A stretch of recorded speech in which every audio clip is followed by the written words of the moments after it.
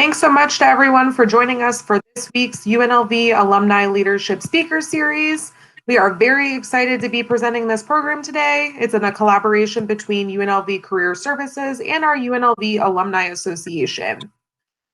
Before we get started, I'm going to go over a few virtual communal agreements just to make sure our time together is productive and beneficial to everyone.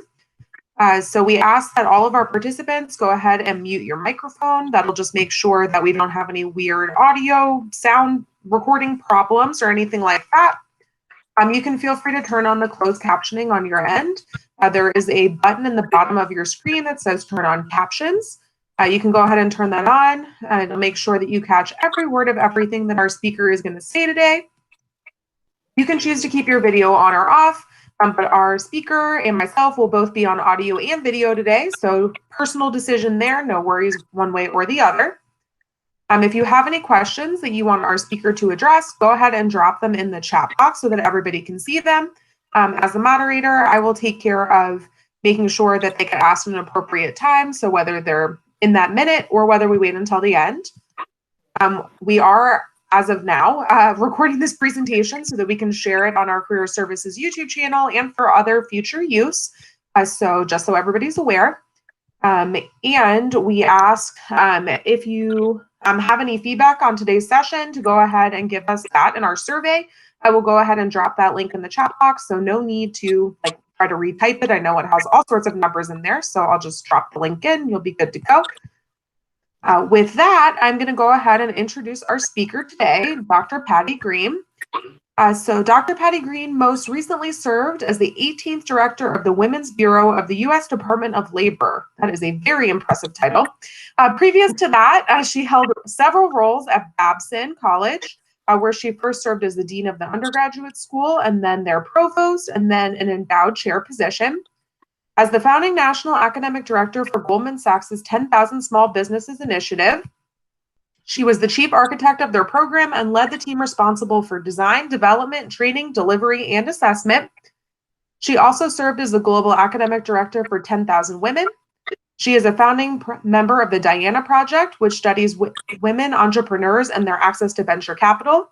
Her research to date focused primarily on entrepreneurial opportunities and resources. As a result, she has been a part of more than 80 publications, including 7 books and more than 6,500 academic citations. Wow. I didn't know that. I know. I did a deep internet dive here. This is great. Dr. Greene holds degrees from Pennsylvania State University and the University of Texas at Austin. However, of special interest today for all of us is the fact that she is also a UNLV graduate, having graduated from UNLV with an MBA in 1988. Please join me in welcoming Dr. Patricia Greene. We are so excited to have you with us today.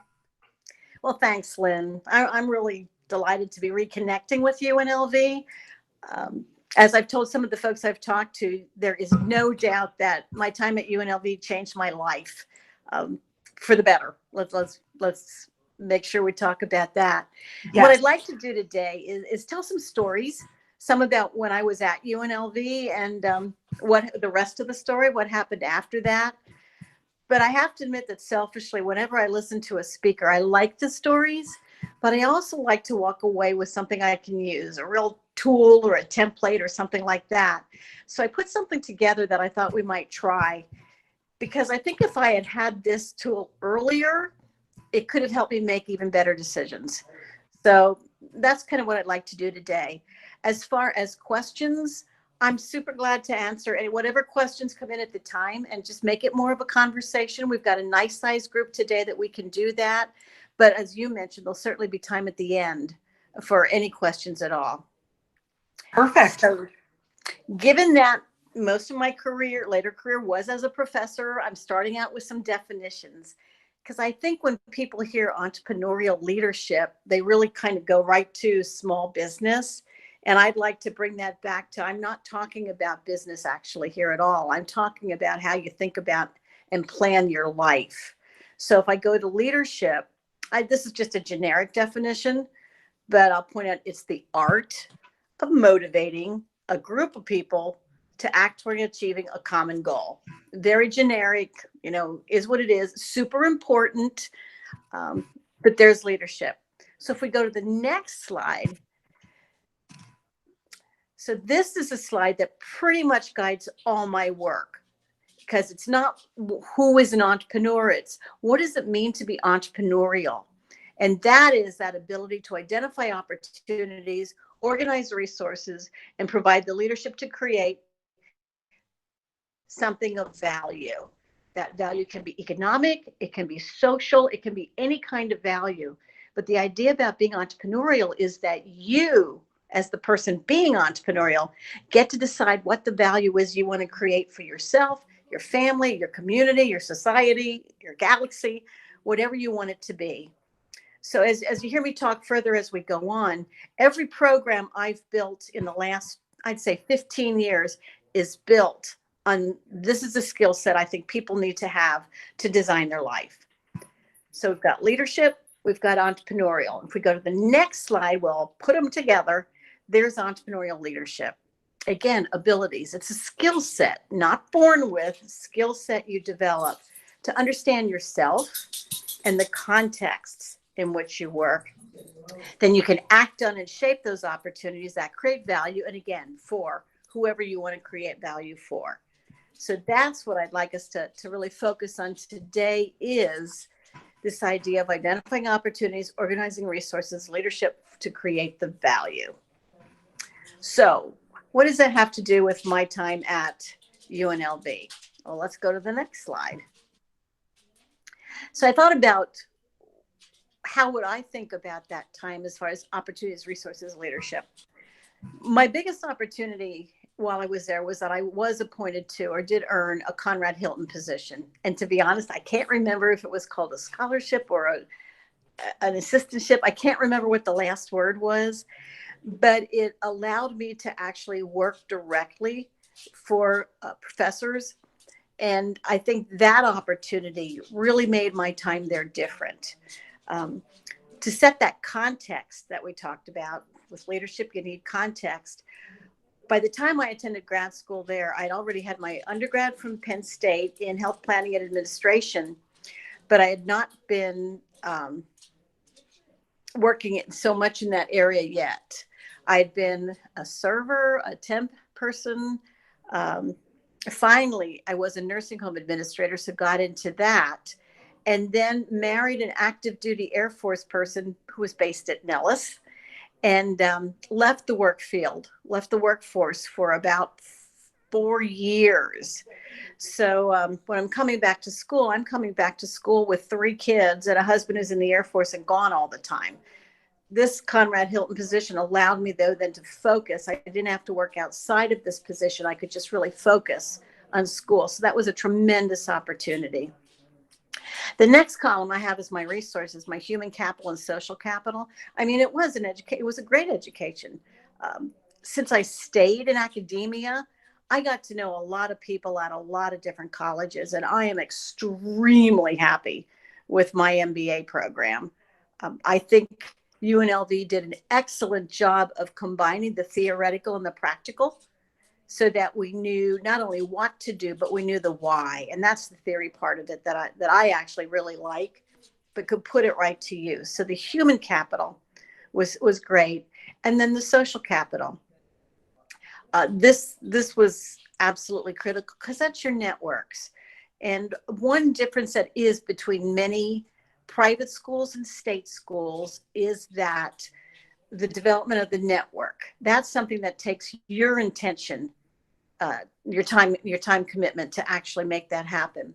But my social capital was really with the professors for the most part, the ones that I worked for, because they're the ones that first off helped me get that leadership position, that teaching at Nellis Air Force Base. So my last semester, I taught at Nellis for UNLV. I taught intro to finance. I taught intro to marketing. And since my husband was active duty, it was all very smooth for me. But the lessons I learned there, I was teaching mostly sergeants, and it was my first real teaching. And I figured if I can teach sergeants, I can teach pretty much anybody. So that was another great experience. And the creation of value for me was that business education, which I used extensively. And for the purposes of this talk, a career path that fit my family.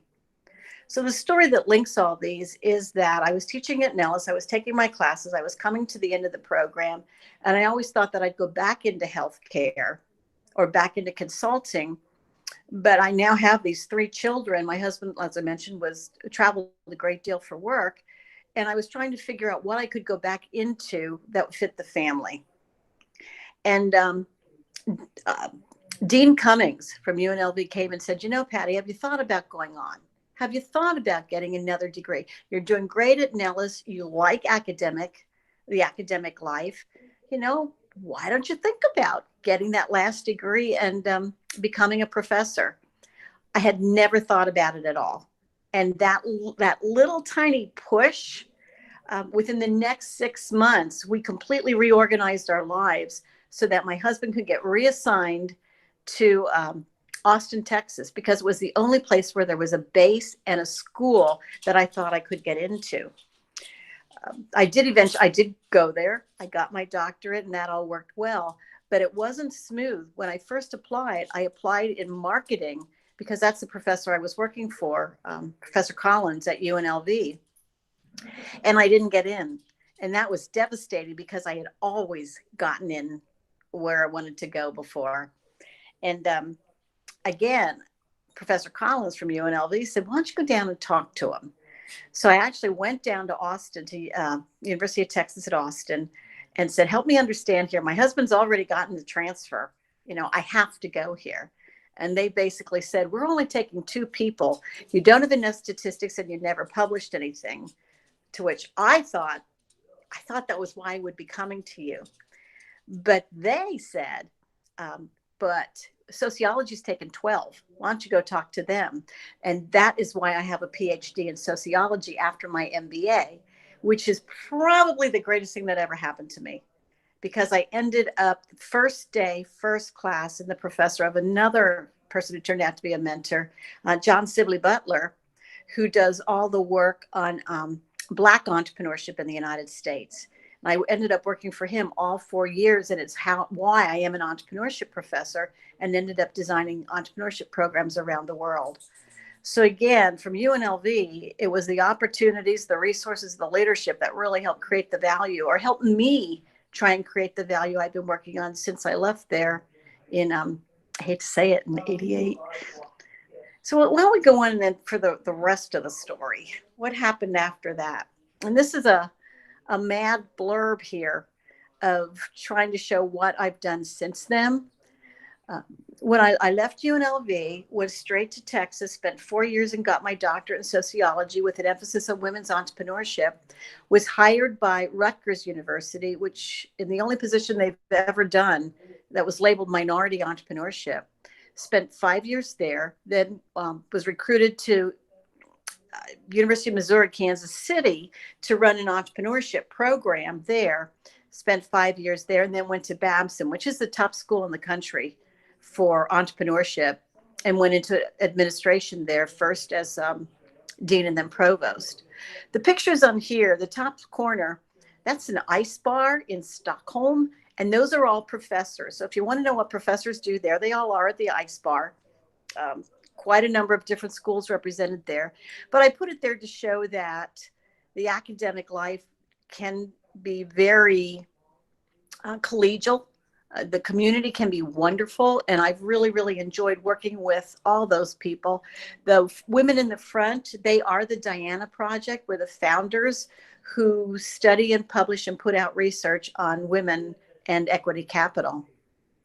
After I did that for quite a number of years, that's when I started working on the Goldman Sachs 10,000 Small Business Program. And I did that while a professor at Babson, but full-time. We developed a program for men and women business owners across the country. And we're just about at 10,000 business owners who've gone through that program. And it's dedicated to not starting a business, but growing a business, all kinds of businesses. So spent a lot of years building that program. The picture of the Capitol was the very unexpected call. I was actually on safari in Zambia when I got a call asking if I would be willing to come to DC to lead the work on women's issues, especially in women's entrepreneurship. This was particularly surprising to me because I would call it a cross-aisle appointment, in being different political parties. But I did go there. We did build a program, and that program should be coming out any time now. So working in Washington in the last 4 years was definitely a learning experience, especially, as I said, being of the opposite party. The one at the top with the other woman, I'm standing there with the brick walls. In the middle of all this, my cousins and I decided to buy a store. We bought a store in Gettysburg, Pennsylvania, and that's my mother literally helping us move the store from one building to another. So that was a learning experience. Across the top, these next three are the ones I'm actually working on now. That's Portfolio. That is a company that helps women learn how to invest in other women-led companies. So it's sort of like an angel investing group, but a little bit more value added than that, with the theme of asking women to invest in the companies they'd like to see in the world. The next one, does anybody know who that is? You won't know the guy on the left. Anybody know the guy on the right? Can you raise your hand or call it out? Stan We've seen Lee. a Way to Stan go, Lee. Evelyn. It is. Yeah, Stan big Lee. winner. Yes. That is Stan Lee with my son, Sean. Now, this is obviously about a little while ago. I think Stan's been dead about maybe a year. And don't get me wrong, I didn't get to work with Stan. My son here worked with him on developing an augmented reality comic book for the Black Eyed Peas. The reason I have it up here now is one of my Who Saw This Coming adventures is my son and I and two other people now have a company called Tilted Windmill Games, and we design casual niche games for mega influencers, mega social media influencers. Very new for me. My job is to keep the business as a business while they do a lot of the design and the development of the casual games. So that's a completely different thing that I'm thoroughly enjoying. And I was a huge Stan Lee fan. So when Sean said, I'm going over to talk to Stan today, I said, tell him your mother wants a picture. The bottom one is another project I'm currently working on. This is funded by the Dutch bank, FMO, an economic development bank. This is a group in Bangladesh. And we were teaching there exactly what I've been talking to you about, entrepreneurial leadership and what it means to be entrepreneurial. So they're having a debrief discussion there about opportunities, resources, and leadership to create value. And then the middle one is my family, because as I mentioned from the start, I wanted to design a career that fit my family, because that's always been an incredibly important part to me.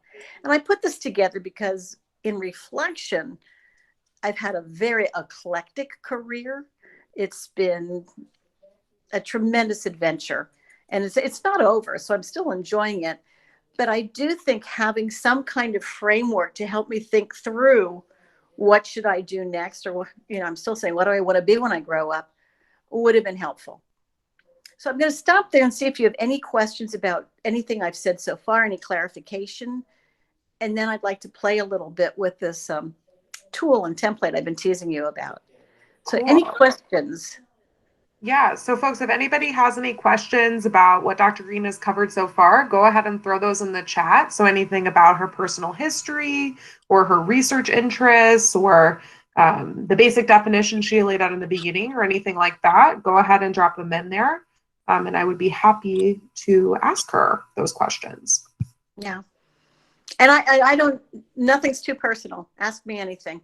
Yes, I'm sure all of you can agree that her definition of her background as eclectic is an accurate one. So I was very excited when we confirmed her to speak today, because I knew that there would be a lot of areas that we could chat about. So like she said, if there's anything anybody's curious about, feel free to throw it in there.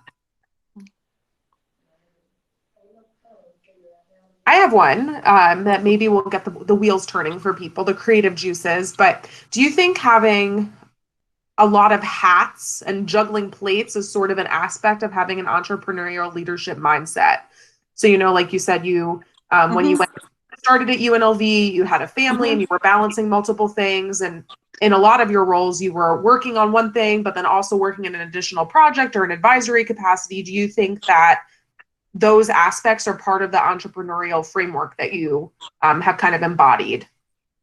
I think it is for me, and I think looking at the history I've just presented here, I guess sometimes I think I have shiny object syndrome, shiny. Ooh, that would be fun. Ooh, that would be fun.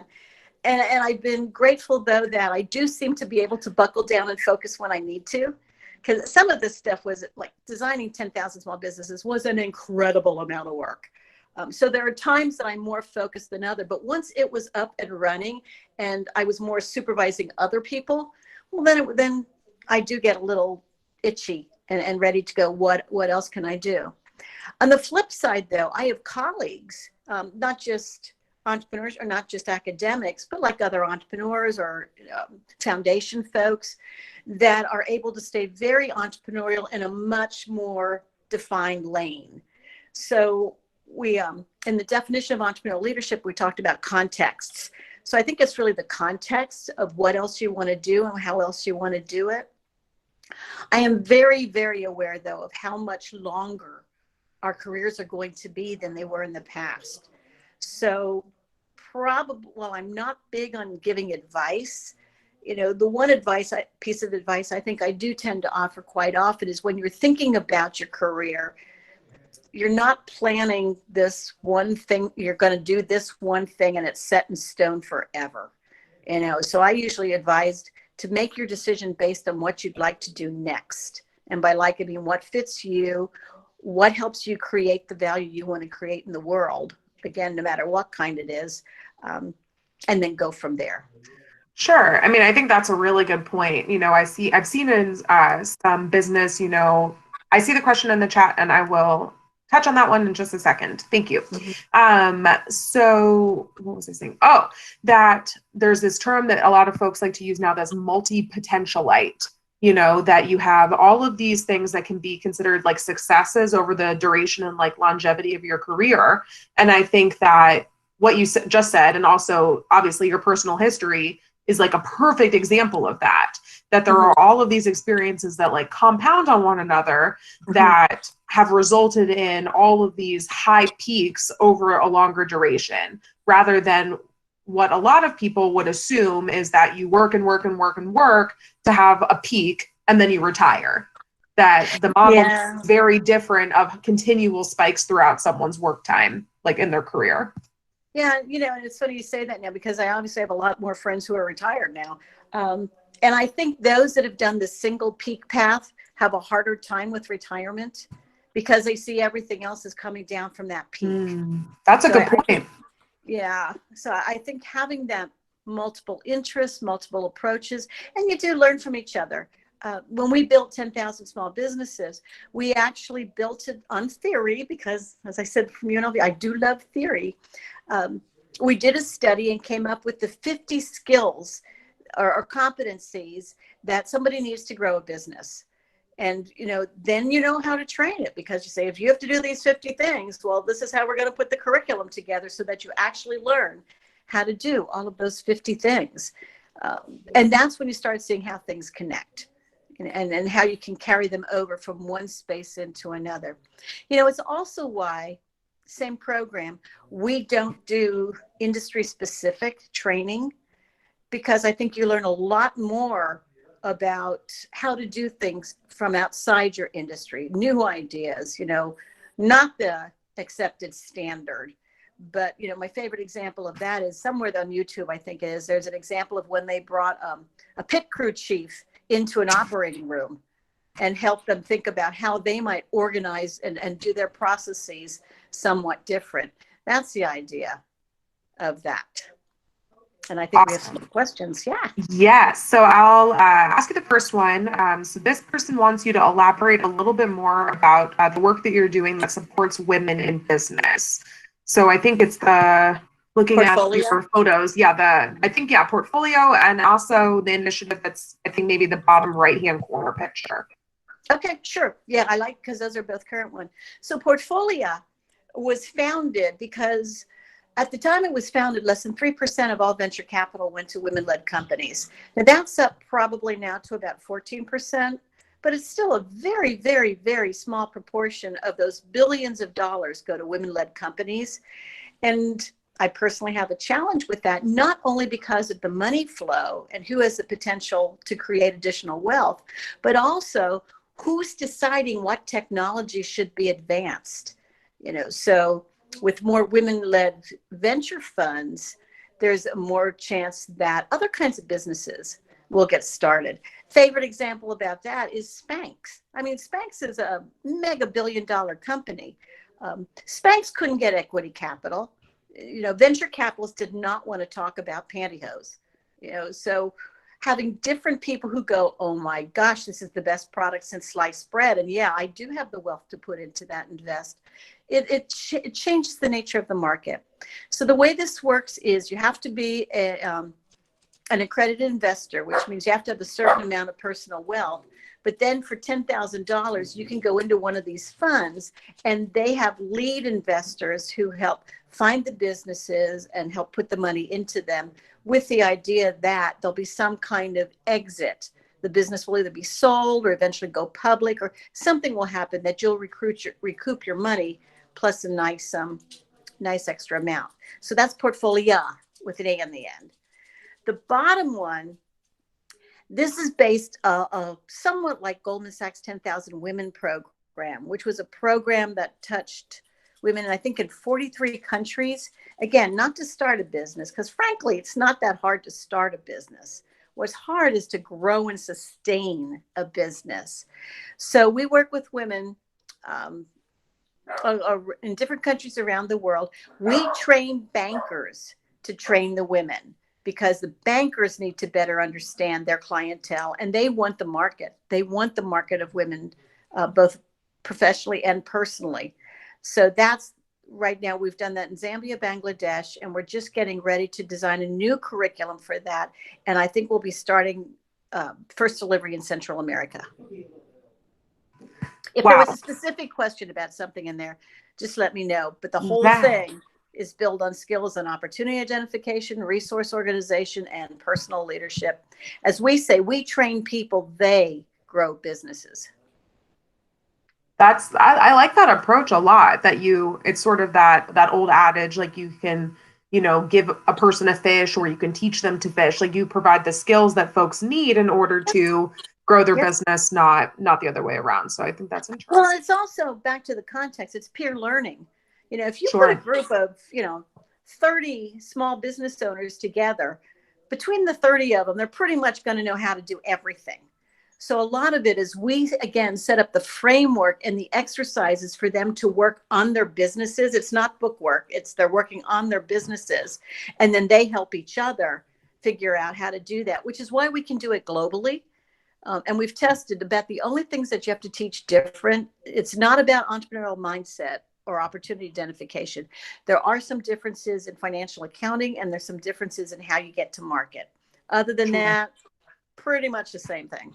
Well, and I'm sure too, the representation is a big piece of it too, that in a lot of these countries and areas, that just having access to a person who is like you going through something makes a big difference. So I think Lynn, you're so right. You're absolutely right. Awesome. Great. So there are a couple more follow-ups in here. So the first one, so this person is wondering if there is a version of the 50 competencies that you were referencing, or a resource similar to that can be accessed. So you were saying that there are these 50 competencies that you make sure that folks are trained and operational in. Is there a version of that or a resource that you would direct people to do work like that? There is. And, that's very context specific. So the first one we did was just about being an entrepreneur. That was the original research, and that was way back when I was at Rutgers. Then we did the one for 10,000 small businesses. I've actually done one now for portfolio on investing, and we've done another one for FMO. Lynn, if I send that to you, can you send it to those who attended? Yes, I would be happy to do that. I'll send it out in the post email, and I'll also make sure it's posted in the comments for the recording. Yep. Yeah, absolutely. No problem.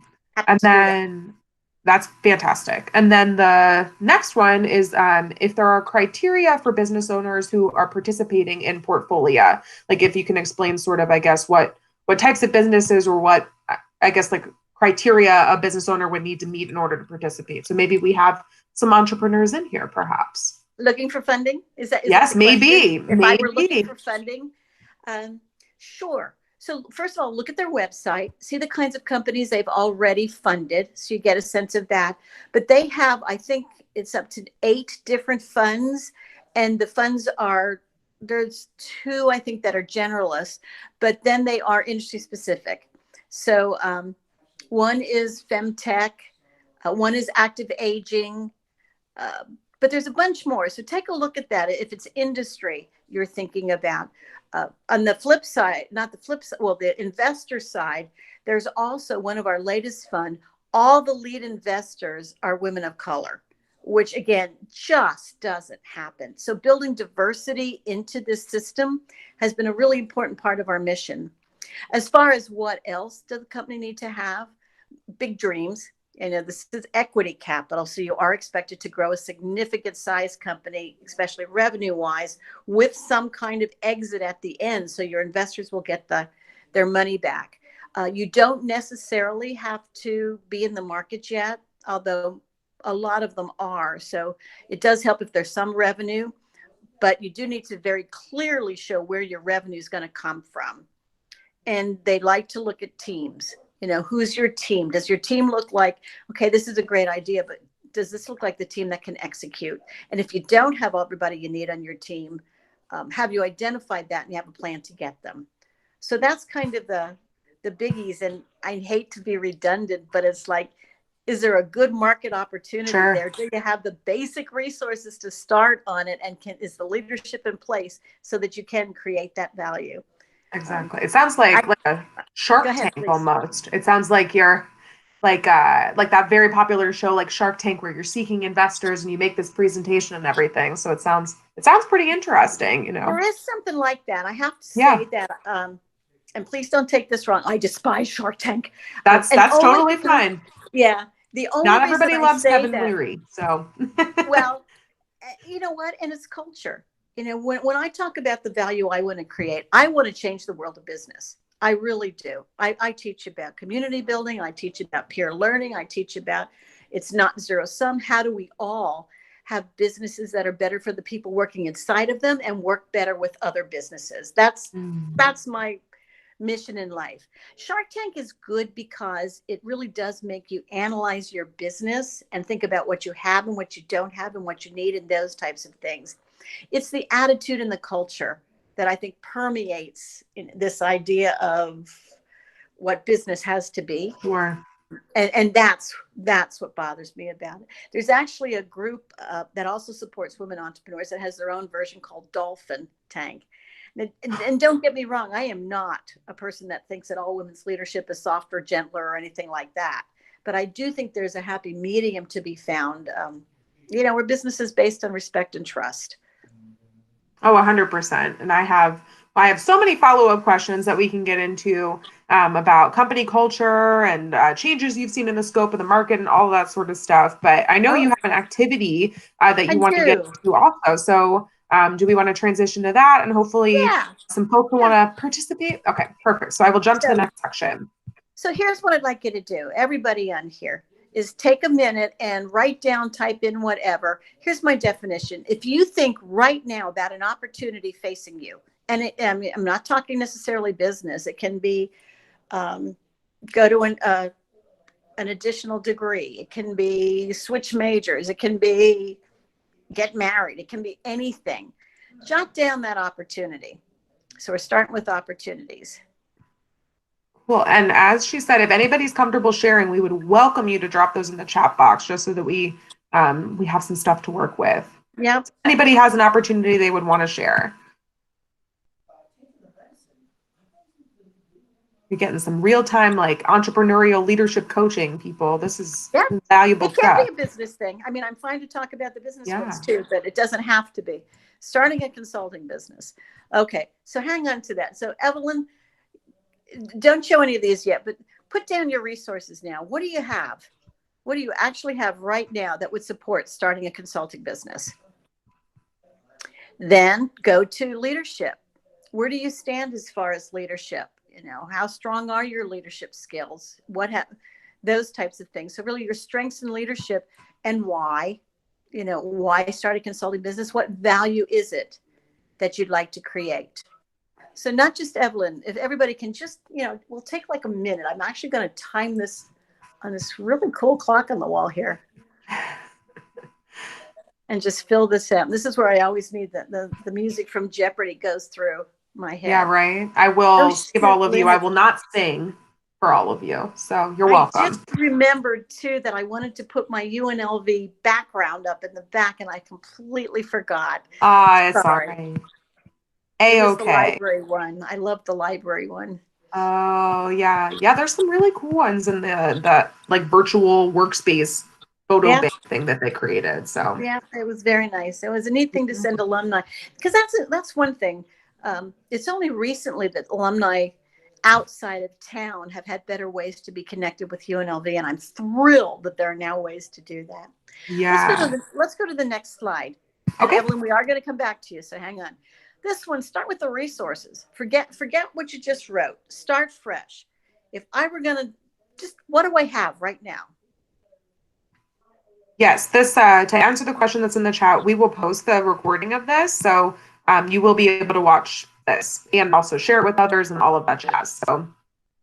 So in resources, here I'll give you some clues about what we think about. I already mentioned human capital and social capital, because those are the ones I talked about a little earlier. Financial capital, if you're in school, that was probably not one of your strongest points, but so human, financial, social, organizational, what kind of systems might you use? Those types of things.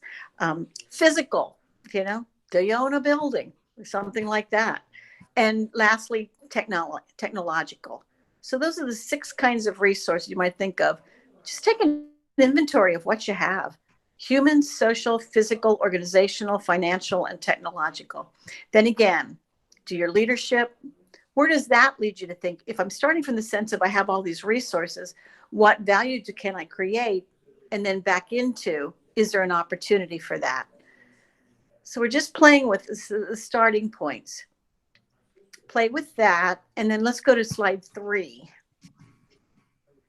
This time, start with leadership. Think of your leadership skills and strengths, and say, if I'm not thinking about those first 2 now, I'm just going, I am really good. One leadership skill is negotiation. I'm a really good negotiator, so maybe you start with that. Well, what does that mean about creation of value, which means what opportunities and what resources do you have? So just give you a minute to play with 2 and 3.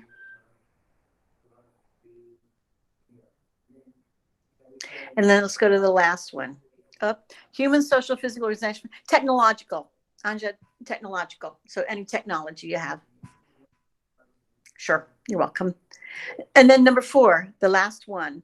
You start with the creation of value. So this is like the totally opposite end is, I know I want to create this. And again, it can be economic, it can be social, it can be both. We worked with one woman in New Orleans who owned a construction company, and she wanted to create economic value, but she also wanted to create economic value because she wanted to build an orphanage, or a home for abandoned children. So that everything else, the opportunities she looked for, the resources that she had, the type of leadership developed, because remember, now she's a woman in a non-traditional industry. She's a construction company. And all her hard hats and her equipment are hot pink. It's very cool. So this is a different way of thinking through what's going on around you. And my question back to you is, first off, which one was easiest? Anybody care? Just to think them through. Which one was the easiest to think through?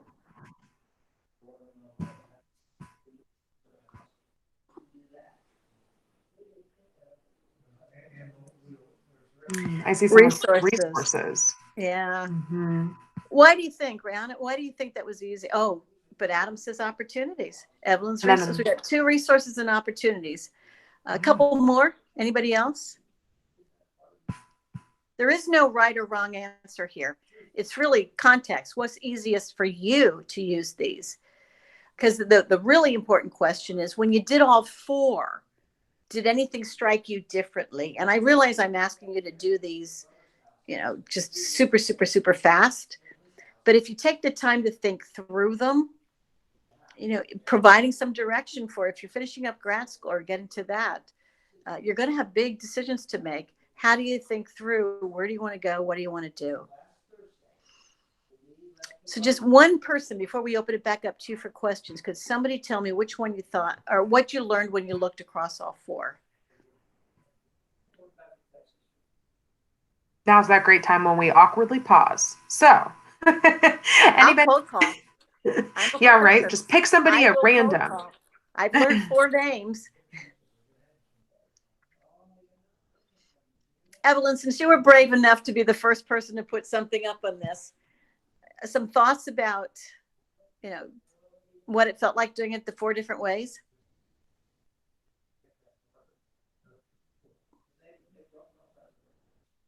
Help provide clarity. Good. I would hope so. Again, I love frameworks. It's why I love theory. I mean, all theory is a set of statements that help you explain, describe, or predict the world around you. So anyone who bashes theory, you don't want to have to start from scratch every single time on every single decision you're going to make. You need frameworks to help you understand the world around you, and that's all that theory is. Any other comments or questions about this before we help to question my abilities? Yeah, see, I think doing that self-inventory, get the big picture. Yep, Jan just coming up with an idea for a business. Yeah, that's the idea. I mean, it's getting to the why. Why are you doing this? Why? Exactly. Yeah. I think that's a good point. And I think it also is a neat exercise too, because it encourages you to look at the success points that you have without pointing out things that were necessarily like a weakness, that maybe you have a ton of resources, but you need to work on your leadership, or, you have a really great sense of the value you want to create, but you need to figure out, one of the other pieces. So I like that model a lot better. A lot of people, a lot of the time, do like a SWOT analysis, like strengths, weaknesses, opportunities, and threats, but that's hard because it's encouraging you to focus on things that are, number one, out of your control, and number two, that you might not have like the power to like fix. You can't always necessarily fix a weakness or fix a threat, but this encourages you to like take stock of the things that you do have the power over, which I think is pretty interesting. Yeah, thanks, Lynn. I do. A lot of times, women business owners, they work from or they describe from a deficit model. In that, if only they had more of this, or if only they had more of that, then everything would be better. And what we like to build all our programs on is a position of strength. Everybody's got something, so what do you build? What do you build on? So I mentioned negotiation. Well, research shows that women often have less desirable outcomes when negotiating, unless they're negotiating for someone else. Then they often have more positive outcomes. Well, if you just take that, you can reposition how you're negotiating for your business, for yourself, for whatever, and build from that position of strength rather than if only they did this or this. So we very much like to build on that kind of approach. That's a really interesting point, that for a lot of females, that they come from kind of a wanting to help, savior sort of mindset. So it feels much more genuine to want to do something to help others versus themselves. So that's a really interesting mindset shift that I never thought about, of thinking about advocating for other aspects of your business as a means of negotiating versus feeling maybe that disingenuous nature of like needing to negotiate for yourself. That's really interesting. Yeah. I've never thought about that. Well, we try. Yeah. See, even the moderator picking up new things up in here. This is great. Fantastic. Yeah. I can go in a couple different directions from here, but I think it's back to the Q&A. And again, personal, professional, whatever you'd like to know or hear me Yes. go on about. Yeah. So, folks, so if anybody has any questions or thoughts that they want to ask Dr. Greene while she's here, definitely go ahead and drop those in the chat box. If not, I'm happy to get the ball rolling if people are looking for thoughts, because I have lots of topics I would love to ask about, but I definitely don't want to monopolize the conversation. So, if folks have absolutely anything that they want to talk to her about programs, initiatives, questions about stuff, feel free to throw those in there and I would be happy to queue them up. Almost broke my heart. It breaks my heart that we live in an oligarch. I'll give y'all just a sec. Hopefully there's some thoughts. And they don't do a good job of it. And then, well, whoever's doing that don't do a good job. We need terms. Okay, well, I will again get the ball rolling then, I guess, and maybe it'll spark some questions for people. So, as someone who has studied, entrepreneurship and business over the course now of a longer period of time and is a researcher in that area. Okay, yes, I see a question came in too. So I'll ask that one and then I'll loop back. Okay, so this Evelyn asked, they're in public policy but have an entrepreneurial background. Can you comment on being an entrepreneur doing public policy work? So maybe like on your time when you were in Washington, perhaps. Yeah, that was so fascinating, I have to say, because I didn't have a public policy background at all. And all of a sudden, I'm trying to assist with public policy that will benefit women in the workforce. And what we came up with through the research was there are 15 different ways in which it's possible that women and men have different experiences in how they enter the workforce, what happens while they're there, and the rewards they take away from it. So as far as being entrepreneurial, first off, personally, that's what got me there, was the interest in entrepreneurship. And before that, women who owned their own businesses weren't really considered in the workforce. They were kind of, well, maybe the SBA will do something with them, but it wasn't thought about how do policies actually impact them. One example, paid leave. We were spending a lot of time on paid leave, and, slowly it's rolling out across parts of the company, but not in small businesses, and even if a woman who owns a business was able for somebody to pay her for paid leave, how do you actually walk away from your business for some amount of time? So there's the money and the time. So one thing we were trying to do was really use a deep understanding of the life of a small business owner to think about the impact of public policy and what would make a difference. It was everything about apprenticeships, public policy, access to education, access to capital. I mean, you named it. We looked at it and tried to figure out what would make it better. Awesome. And then we have a second question. How did you balance family and a social life along with work and your research interests and all of these sort of things? If you have any tips to share about how you juggle all of those spinning plates and all of that, maybe for Sure. folks who are also similarly shiny object driven. Yeah, there is. I'm old enough to remember the spinning plates on Ed Sullivan. So, that's really going way back. I don't really identify with the word balance. I don't think, that there's this balance. I think you have to find your comfort level. I'm more of an integration. So I was very fortunate to create a work life for myself where I worked with a lot of my good friends. And sometimes even at different schools, but we would be together at conferences, and we would make sure that there was time to play and talk. But one example, this Diana group that I've been writing with for, I think, 20 years. We came together around shared interests, but our first grant we said, we're all going to meet. We met in Santa Fe, and we're going to put this grant together. And we started writing it. We were staying at a B&B, and we kept writing it in a van on the way to the flea market. So it was a matter of, we were having a great time because we loved what we were doing so much. It didn't feel like, oh, now I have to go to work. It was like, man, we're going to go to the flea market. We're going to be there for 2 hours, but the way out and the way back, we were doing that. Family, I come from a very tight extended family.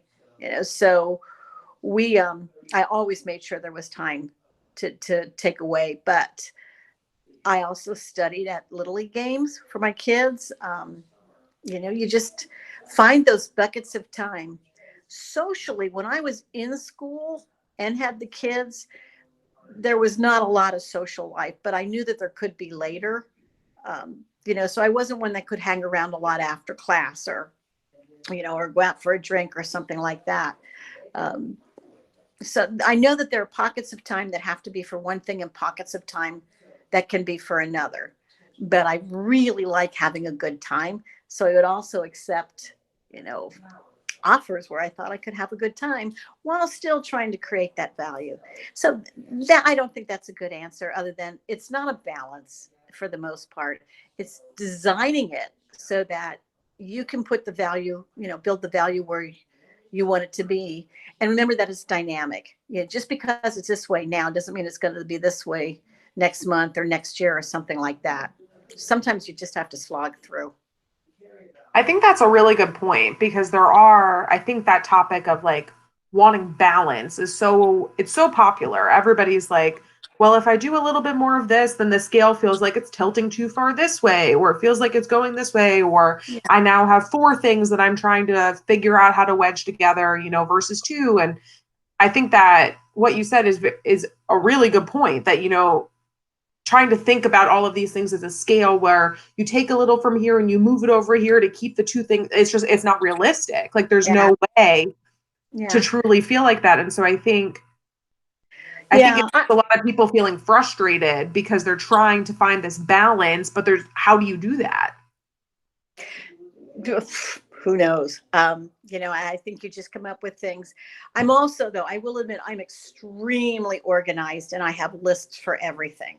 So I can look at and see, okay, this is where I could actually get the wash done, or that type of thing. And my kids know they were also a part of taking care of the family, so everybody had their chore. I mean, I had all boys, but they can run a household. So there you go. Yeah. And I guess we could bond over cleaning the kitchen floor. Exactly. You carve out the space where you can, right? Yeah. Great. Yeah. So there's another question in here. Any advice this is a large question probably, but if you have any advice for young graduating college students that are now on the brink of starting their career, and obviously this answer might be very different now that we are in the time of COVID and the world looks very different. But if you have any tidbits that you would say as advice, I know you said that you don't love giving advice, but if there is something that you think might be useful or beneficial. I would go back and play with that tool. I really would, because, and examine your context. What's your real motivation? What's most important to you right now? Is it to start creating some big mission value that you have? Not many people do when they're coming right out of school. It's more like, I have student loans and, I've got, maybe there's family, those types of things. So what are the three things that this next step has to cover? And what would you actually get some joy out of doing? So when I came out of Penn State at first, I was an inventory. Well, after I was finished being a server in a Mexican restaurant and at the beach, I was an inventory auditor for Learners, an old ladies' clothing store. Well, it wasn't a store for old ladies' clothing, although it kind of felt like it. It was an old store for ladies' clothing. The placement of commas. Yeah. The reason I took it was an 8-state territory. I was the first woman they'd ever had in that position on the road, and I'd never been in any of the states. I'm from a really small town in Pennsylvania. So the idea that somebody was going to pay me to go to places I'd never been, and there would be 3-day weekends because you would do the inventories Monday through 4 days a week, and the rest of the time you were usually traveling to your next place. So I took that for pure reasons that I wanted to learn and see new places and meet new people. But at that point, I didn't have to. I wasn't real worried about the financial piece of it, and I didn't have any family. So it was after that I actually, at one point I went, I'd like to actually use what I went to school for. And that's when I went into the long-term care piece. So my advice again is figure out what's important next like I said before, that's probably my only advice is it's the next step. It doesn't determine the rest of your life. It just gets you to the next step. What's something you want to learn? The last piece I'll add on there about entrepreneurship is some of the rankings for entrepreneurial education. Ask the school what % of your students start businesses directly out of college. And my friend Myra, who actually teaches or did teach entrepreneurship at Harvard, we talked to the ranking agents and said, but we teach them not to do that. We teach them not to necessarily start right out of school. Instead, go out, learn some stuff, meet some people, make some money, so you have some resources to take into it. And don't get me wrong, some people are going to start right after school and that's their path, and that's fine. But it's not an automatic path. And therefore, think about what you need and where can you learn it? Where can you learn what you need to get to the next step? That's actually a perfect connection to the question that just came in about education. So this person is similarly, they are currently in an MBA, but are planning to go the PhD route. Do you have any suggestions? Yeah, 2 thumbs up on that idea. Perfect. If you have any suggestions on what to look for in a potential PhD program. Completely depends on what you want to do. So, there's very different kinds of PhD programs. And I always joke that I've hit all 3 kinds of schools. Rutgers was my research school, UMKC was my mission school, and Babson was my teaching school. So I've kind of done the 3 big buckets that professors usually look for. If you want to focus mostly on writing and publishing, that's where get your juices going. That's what you really look. That's one set of schools. And it depends completely what your area is, which school it is. If you want to have a more eclectic career and build programs or, work with communities, that type of thing, that's a different set of schools. And if you love teaching, and that's really where your heart is sharing that subject that you're so passionate about, that's a different set of schools. So again, thinking about what the value is you want to create would lead you to a different set of schools. Then it, of course, gets to how much do they cost and is there any support available, and, where do they place their graduates and how many of them do they place, those types of things. Perfect. So we are just about at time. So I want to go ahead and wrap us up. There was a question that came in. If folks are interested in connecting with you, number 1, are you okay with that? And number 2, what would you prefer? Is there a website you would like to direct them to on LinkedIn? Is that good? How can folks reach out if they enjoyed this conversation and they maybe want to follow up? Sure. LinkedIn's probably easiest. Okay. It's kind of where people from all the different areas of my life tend to come together. So LinkedIn, and yes, please absolutely free. If it's just a small direct question, I don't mind at all using my email, which is just Greene, Greene @babson.edu. Oh, look at that. Shared the email address, people. So definitely reach out if you have more questions or thoughts that you want to share with Dr. Greene. But I want to go ahead and wrap us up. Thanks so much for joining us. This has been an awesome conversation. Dr. Greene, we were so happy to have you with us. I think everybody can agree that we have definitely learned a lot. So for our attendees, I did drop the link for the survey in there today in the chat box. So if you would fill that out, just let us know how we're doing. We would definitely appreciate that. I would love to direct folks back to our Handshake profile if you're searching for more content. You can find the recording for this on our YouTube page. But yeah, thanks so much to everybody for being here. It's been an awesome session with our fine guest today, Dr. Patricia Greene. Thank you, everybody. Thank you, Lynn.